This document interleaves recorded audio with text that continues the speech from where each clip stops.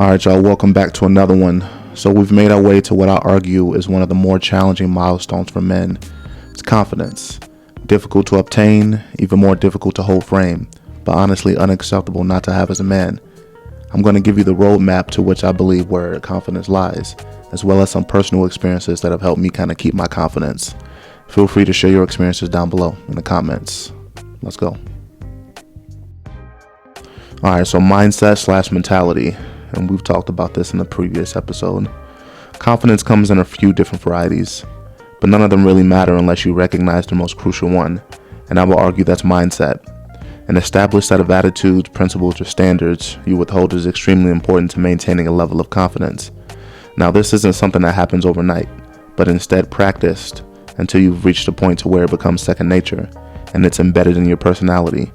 I'm sure some of you have whispered to yourself or thought, man, I wish I had some more confidence, or you see someone's confidence that you want to emulate. So the thought's always there, but everyone is different. You have to play to your strengths, like previously mentioned, or you will be left chasing after the next person's strategy, and it may not work for you. Confidence is a sure feeling of yourself and your abilities, and that's why I mentioned having varieties.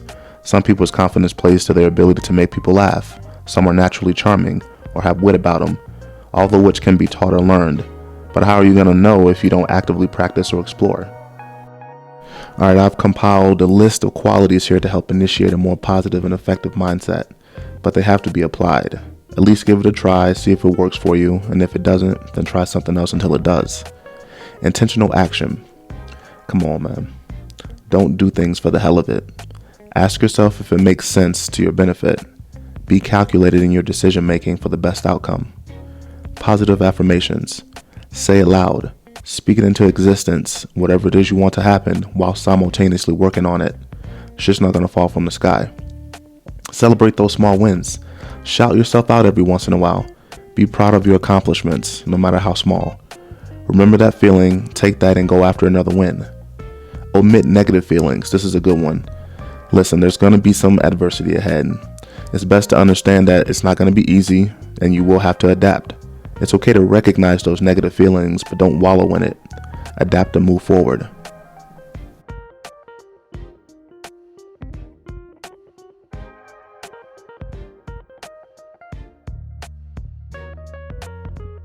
Alright, now let's head over to the A. Shout out Georgia, the real life Wakanda. I used to live out there for a little bit. But anyway, by default, we're to accept adversity in the many forms it presents itself. One of the best ways to overcome adversity is to look at it as a chance of opportunity. Does it suck? Hell yeah, I'm not gonna lie to you. But so what? You've identified that there was an issue and it doesn't make you feel good. What are you gonna do about it? Sulk because things went left? Nah, we don't do that over here. Figure out a solution and keep moving.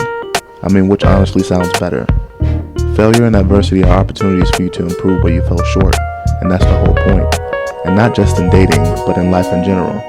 And a lot of the time, it may not be any of your fault of your own. And that's alright. Adjust and continue to move forward. When you approach a woman, for example, the odds of you getting a positive outcome is slim, right? Depending on your attention. But you have to do it. And honestly, what's the worst that could happen? Let's look at a scenario real quick I put together. Alright, so here we go. You're at the grocery store, or at a coffee shop or a speakeasy, and you see this woman. You approach her and you comment on something relevant to what she's doing, the item she's picking up, what she's drinking, or you give her a quick compliment on her outfit. You ask for her number, and after a brief exchange of words, she says something like she has a boyfriend, right? That's fine. I would say something to the effect of, that's too bad. I had a fun date planned for us. It was nice talking to you though, take care. And you go on about your day. That's it. No need to say anything else unless she changes her mind, and then you continue on.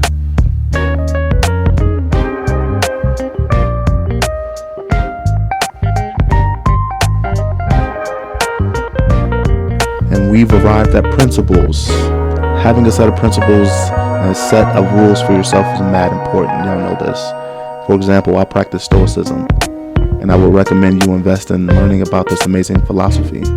Principles serve as a foundation for your beliefs and moral behavior, whether it's fasting 4 days a week, practicing temperance so you don't overindulge, trying to build confidence by talking to 10 women a day. I hit the gym 4 or 5 times a week. I like maintaining my health and preserving my sexy. regardless on whether you feel like doing it or not. I would incorporate a set of principles that fit your lifestyle, practice them daily, and I promise you'll see a significant positive outcome in your life. Here are a few more grounded principles I follow on a daily basis as well. Reading 30 minutes a day. As I said before, gym 4 or 5 times a week. Practice indifference. This is another good one I encourage you to try. And seeing inconveniences as opportunities. Fellas, ladies, take some principles, embed them in your life, and I promise you'll see a difference.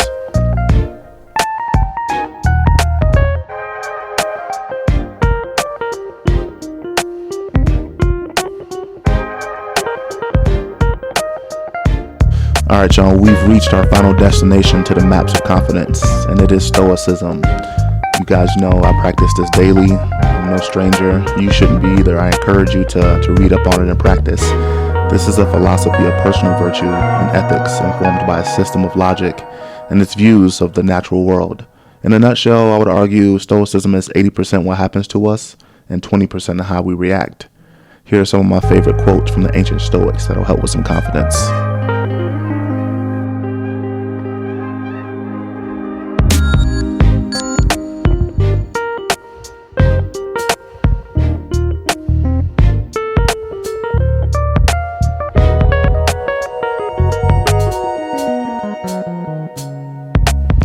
Alright, y'all, that's a wrap.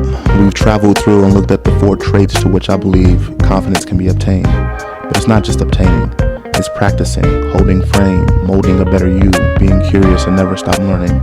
All of these encompasses what a confidence man looks like. If you like the content, feel free to subscribe, share your comments down below and your experiences. I'll catch y'all in the next episode. Peace out.